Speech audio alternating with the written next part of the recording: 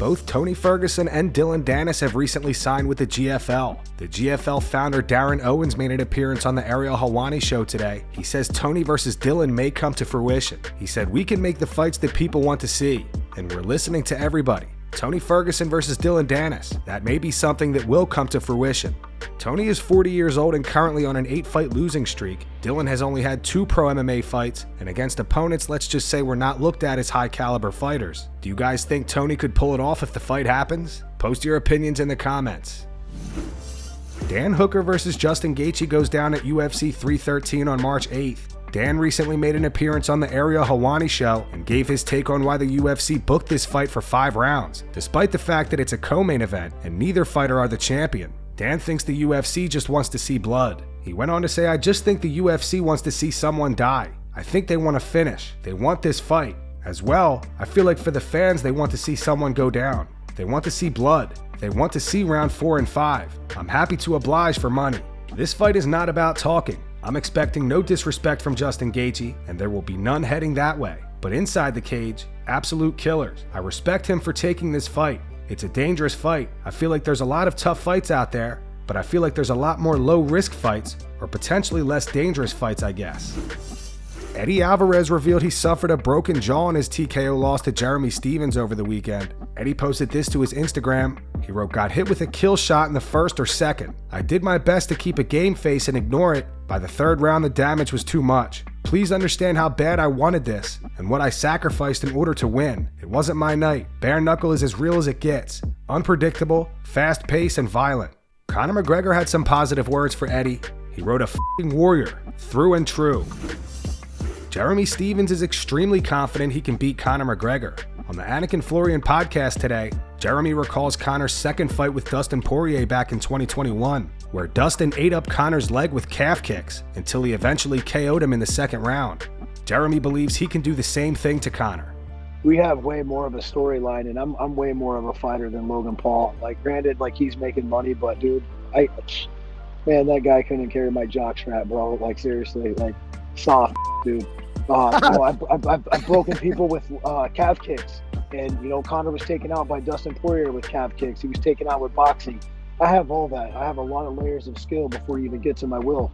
And people used to look at me all kind of crazy, like, "You think you can beat Conor?" I was like, "Bro, I believe I can beat Conor." Just like I told people, I'm certain I'm going to beat your boy up in Eddie Alvarez. And people think like a crowd's going to scare me. They forget, I was up in Montreal Bell Center in front of 65,000 people fighting Sam Stout. Like, the whole week they were just Sam Stout, like, he's on TV when I'm in my hotel room. Like, I've been here, I've done that. A lot of people just, I think they're blinded by my power and things on the outside. They don't really see the full journey. Mike Perry thinks the MMA community has changed for the worse over the last 2 years. Perry thinks fans are more disrespectful to fighters now than when he was coming up. The fan base, the combat sports fan base is like, they've changed so much in the last year or two. And they're so disrespectful now. Right. When we came up in fighting, it's like people gave fighters respect. And it's not that the fighters have done anything different, because it's getting harder to be even greater in fighting. Records are being broken still.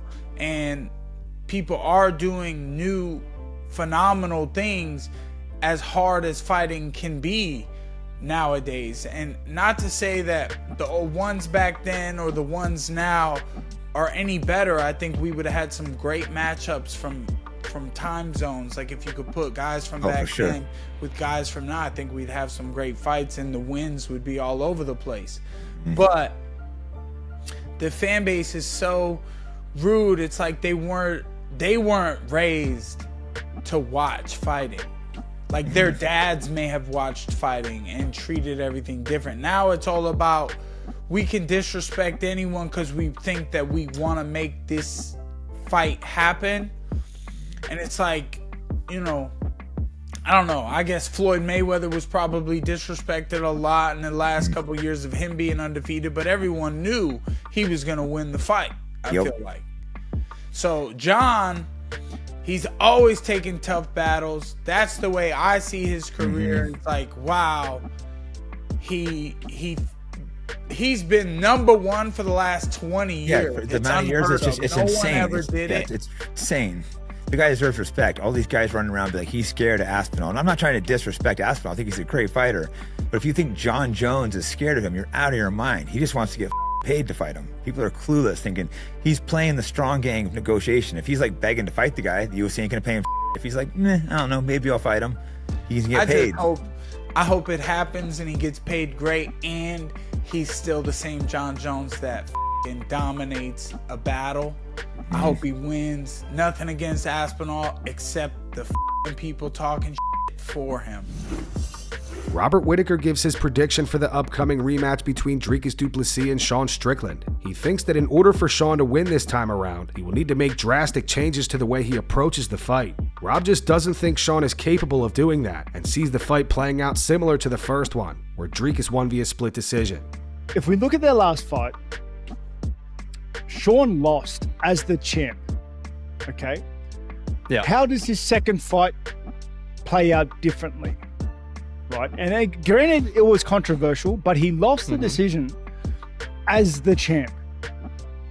If this fight doesn't change in any drastic way, he's not the champ, you know? And I just don't know what Sean does differently. Sean fights the way he fights. I don't know how he fights differently than he did in that first fight against Dricus. And I don't see Dricus fighting any differently against Sean. If anything, and you saw in the Israel fight, he's gotten better. He's gotten better at his wrestling, at his pressure. He's obviously had those 5-round fights to adjust and acclimatize to it. Yeah, I don't see how Sean beats Dricus. Aljamain Sterling wants to fight either Arnold Allen or Brian Ortega next. Aljo lost to Movsar Evloev via unanimous decision this past December. However, many fans thought Aljo actually won the fight.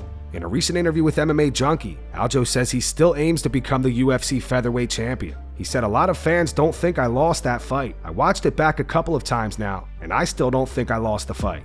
Obviously, the judges are the judge, so whatever they say is going to stay in the history books, but I would love to run it back with him. If not, maybe fight Arnold Allen, Brian Ortega. I want to fight up. I don't really want to fight down, but if I have to prove my worth again, then it is what it is. I'm still chasing that gold. If I could get a second gold belt, man, that's another legacy thing that people can't take away from me. So I'm chasing history at this point. Of course, the paychecks are good, but I'm not fighting just to be in there to say I'm fighting. I'm in there to beat the best guys. I'm in there to say that I fought the best guys, and that's what it's about for the rest of my career. I'd say I'm maybe 1 or 2 fights away, so it just really depends on the landscape. How I look in the fight, what Topuria is going to do. If he's going to vacate, then that puts 2 new challengers to fight for the vacated belt, so it really depends. I don't really know what's going to happen in the future, but I'm patiently waiting. Hopefully I can make my return in April, maybe fight again in August or September, and get ready to go." Michael Bisping gives his thoughts on Conor McGregor's controversial appearance at BKFC over the weekend. Conor faced off with Jeremy Stephens after he TKO'd Eddie Alvarez, and after the event, BKFC President David Feldman said that Conor specifically told him to announce that Conor will be fighting Jeremy next. Bisping doesn't believe for a second that Conor will actually fight Jeremy. However, he thinks it was a genius idea by Conor to promote BKFC. There's a lot to unpack there, if you will. Of course, he's under contract with the UFC, but I'll say this, right?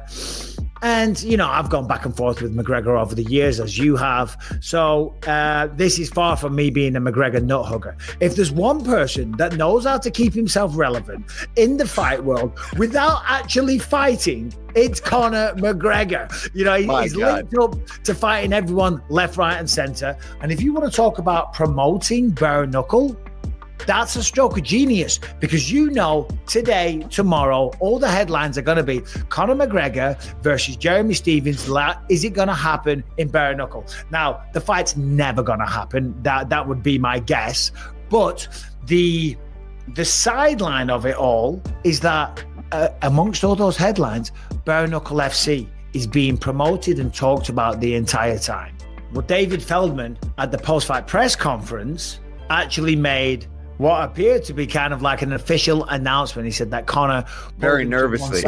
Yeah. I mean, listen, I don't think that fight's going to happen one little bit. No. But as I say, you know, the side effects of that is that's getting promoted. You know what I mean? So, but it might cause, there might be a couple of letters flying around at some point soon if he's not careful. Israel Adesanya reacts to the comments Alex Pereira made about him yesterday. Speaking to Ariel Helwani, Alex said, "I don't see myself cheering against Israel Adesanya. I wish him the best. I think maybe without him, I would not be where I am today." Izzy reacted to the clip today. He responded saying, same. I feel the same way. I think God blessed me with a great opponent like Alex Pereira. He blessed me with a great challenge. It's easy to say that now on this side, but it takes a lot to take on that man. I always knew he'd have history, and I always knew I could best him. I'm glad God blessed me with that challenge to be able to rise to the occasion. I respect the guy and I want the best for him. I like what he's doing. I like the fact that he's running through everyone because, again, it just shows how good he is. Alex Pereira is still interested in fighting Jon Jones. Alex says that him and Jon are not friends. However, they have had conversations. He thinks Jon fighting Tom Aspinall is a much bigger risk with less to gain. In an interview with Ariel Helwani, translated by Alex's coach Polino Cruz, Alex said, "I'm the champ. I want to fight the champ. Let's make the fight with Jon Jones." Before Jon's last fight, we actually talked about fighting. More random talk, not too much about fighting. He's not a friend or someone I talk with on the regular, but someone I respect. I know he respects me, and there's mutual respect. I think Jon wants to fight me because of the momentum and the risk. It's a risk fighting Aspinall. There's not a lot to gain there. It's another title fight, but fighting Alex is a much bigger achievement. It's a bigger fight. We saw the fight with Stipe later. It was an impressive win and impressive performance. Alex is set to defend his light heavyweight title against Magomed Ankalaev at UFC 313 on March 8th. Magomed said recently that the UFC forced Alex to take the fight. However, Alex says otherwise. Alex continued, "Ankalaev says the company tells me what to do, but I'm the one that asked for the fight. I'm the one that came there and said I want to fight Ankalaev now." Magomed responded to Alex and accused him of lying. On X, he wrote, "This is #1 bullshit." He tweeted a month ago, "He's fighting someone else. The UFC told him he's fighting me. Now he want to make it like he wanted. March 8th, you'll get it." He followed up with, "Alex Pereira, don't lie. You didn't ask for me. It was a dead-end street. I'm going to eat your heart." And that's going to wrap it up for the news. Thanks for watching. For daily MMA news and content, subscribe to Full Mount MMA and click the bell icon to be notified when we post videos. Here are the 3 top comments from last video.